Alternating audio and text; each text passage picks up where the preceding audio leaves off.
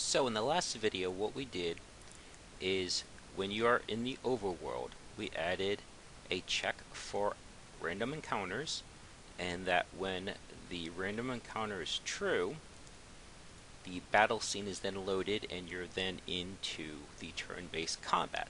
Problem is, since it's such a low resource game by modern standards, the load is instantaneous. And while we generally like the idea of fast loading, it's actually too fast because it's very jarring because you're going from one perspective and one set of controls to a different perspective and a different set of controls. So in this case, we need to transition not out of necessity for system limitations, so much necessity for player limitations that you want to give them a second to adjust. So what we do is we're going to add a transition, and there may be automated ways to make transitions, but I don't know of any. So for the most part, transitions tend to be very manual. Basically, you're going to take an image, you're going to rotate it, you're going to scale it, you're going to fade it in, you're going to fade it out. And so in other words, you're just kind of blocking off your scene, and that's how you're doing your transition. So the transition is added to both the scene that you're exiting out of and then the scene you're entering into. So far, all I did is I just added this. There's nothing special about it. It's just a white rectangle. I just dragged and dropped it like we've seen in the other videos. So let's bring that into our scene. Just drag and drop it. We're going to change at the object level, so not the resource level. We're going to change at the object level. We're going to come over here to color, which is part of Sprite Renderer, and we're just going to set that to black. Also, the transition should be on top of everything, so we'll set that to 10. And then we're going to add a new script, and we'll call this zoom control out. And then there will be a zoom control in on the battle side, the battle scene. So let's drag and drop that into our script folder. And what we're going to do is we're going to add two variables. The first one is going to track the scale. So basically we're taking this object and we're just scaling it out. So we're going to use a float, and it's going to be called XY. The reason for that is it's not meaningful to the system, but it'll be meaningful to you, the designer, because it's telling you that you're using this same variable for both the X and the Y scale. Under certain conditions, you may want to have two different variables. In this case, it's kind of just a quick example, so we're going to use the same variable for both the X and the Y scale, so why not call it XY to remind us what we're doing with it.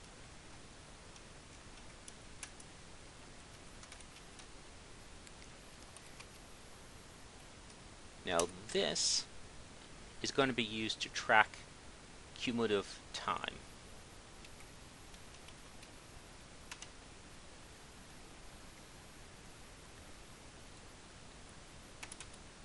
So now often we've seen plus and equals, or I should say plus equals, not or, that we're taking a variable and we're increasing it by a certain amount. We've seen it increased by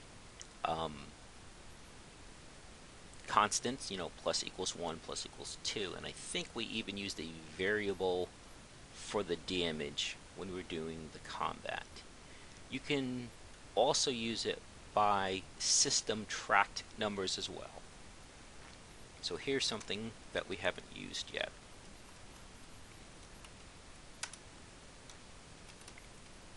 Time.delta time is just a predefined tracker variable, whatever you want to call it. And what it does is it looks to see how much time has changed. So what you remember from science and math, delta is used in equations to look about the change in something. So this is literally saying, okay, what is the change in time since the last time this line has been executed. So in other words, total time is equal to the amount of time that has passed plus the new amount of time that has passed again. So in other words, you're looking, as the name suggests, total time. Now if total time is greater than, and this is really just trial and error to see what looks good to you. And again, this is a great example where naming is important to the designer, because this is telling you what you're doing. This isn't just a variable called total time. You are indeed looking at total time. So if total time exceeds that amount, then we're going to set total time back to 0. That way it starts the count all over again. XY is going to be increased by, let's see, 0.3. We've got to use F for float since it's a fraction. And what else do we want to do? Oh yeah, the actual change. So get component, transform. Don't think we've used this one yet. It's local scale. Again, it's vector 3. You're going to see that a lot. And it is xy, xy, 0. So now that this statement has actually been written out, now it makes a little bit more sense. Like you're using this variable for the x coordinate, or for the x value, sorry, and you're using it for the y value. So using it for the x scale and the y scale, since it's the same value, the same variable being used for both, then might as well name it xy, so again, you're reminding yourself what you're using it for. And trust me, once you have 20, 30, 40, 50 scripts, you're going to want that self-documented aspect of coding. Okay, so if that much time passes, we reset time, increase xy, and then scale the object out. Let's see if that works. Beautiful.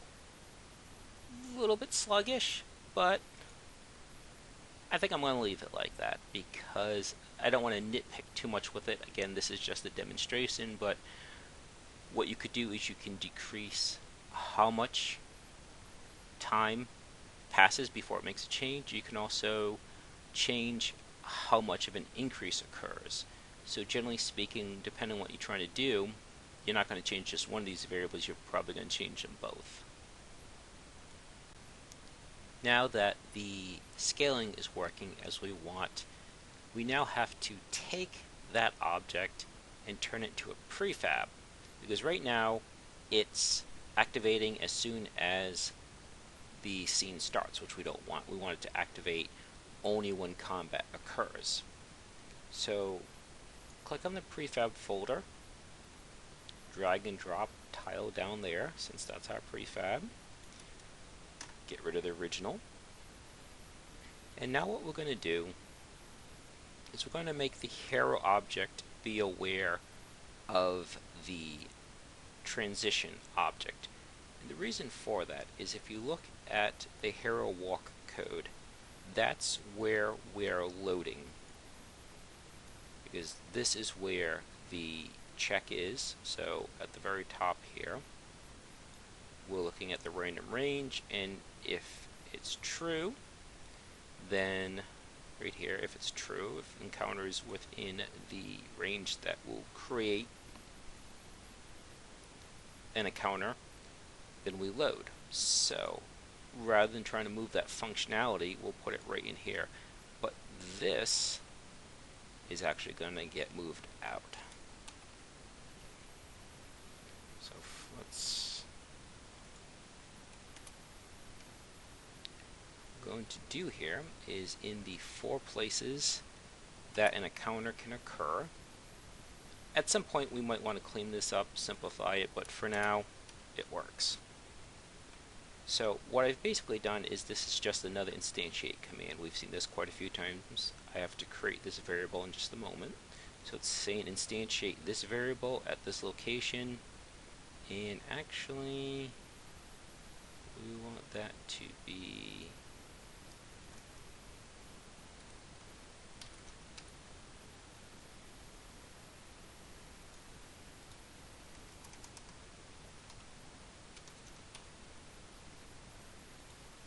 so in this case, since I want to use the object's rotation, so this is the name of the object, so I have to say transition dot rotation,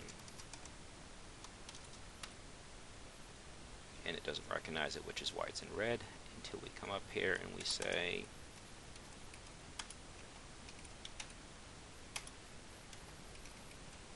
and you do have to be careful that you're not using a protected word.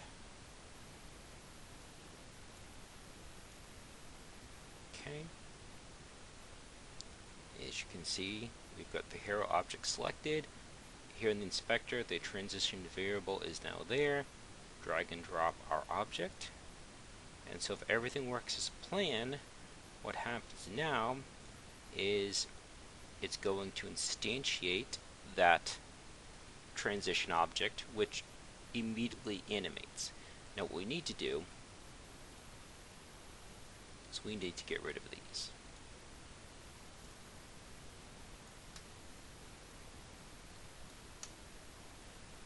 Because what happens is this transition would begin, but then immediately it would load the other level.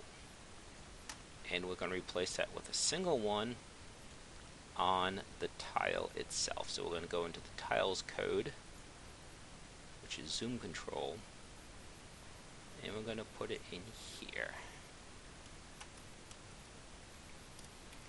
So let's see, it's going to be a little bit of guesswork here.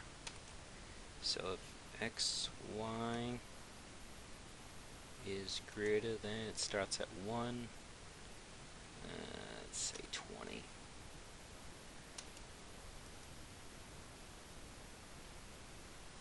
So all I've done is building on this variable that is increasing the scale of the object. I'm saying, okay, if the scale is 20, then go ahead and load the level.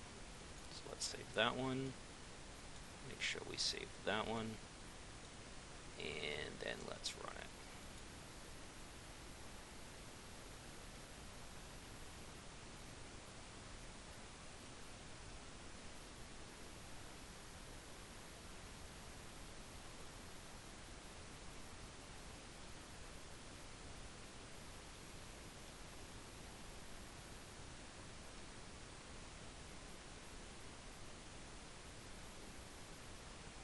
Pretty slick. Does look like it goes a little bit too long though. So let's make that